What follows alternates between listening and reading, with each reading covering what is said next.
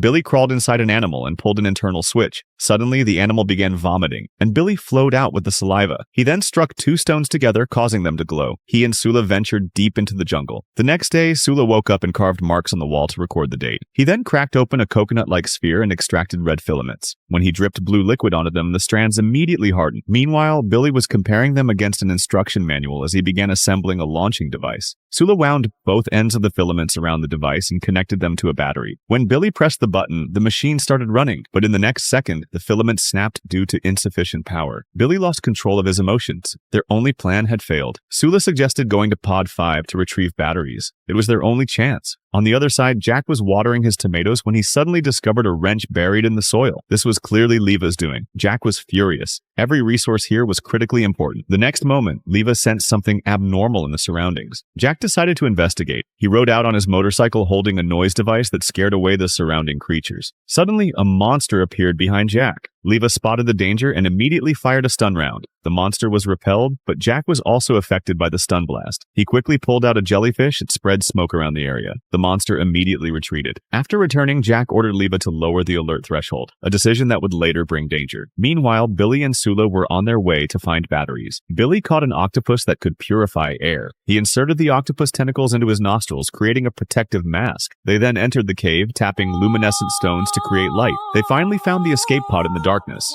but the octopus on their faces was already dying. All around were corpses covered in flowers. Without the octopus masks, they couldn't purify the air. They quickly grabbed the batteries. The next second, a loud noise echoed through the cave. Startled, Sula tripped and fell. Suddenly, a head began rapidly expanding. Sula kicked it, causing it to explode. Black smoke spread rapidly. Sula's heartbeat accelerated, his breathing became labored, and the octopus mask on his face began dying faster. Billy quickly pulled out an inflatable balloon and flew out of the cave, but Sula's octopus mask couldn't hold on any longer and fell to the ground. On the other side, Jack was sending distress signals through the radio to the outside world, but to no avail. Suddenly, large numbers of monsters were approaching his base. The next day, Jack opened the door to find his base destroyed. Leva had also disappeared. In this unknown environment, Leva was extremely important. Jack immediately jumped on his motorcycle and rushed out.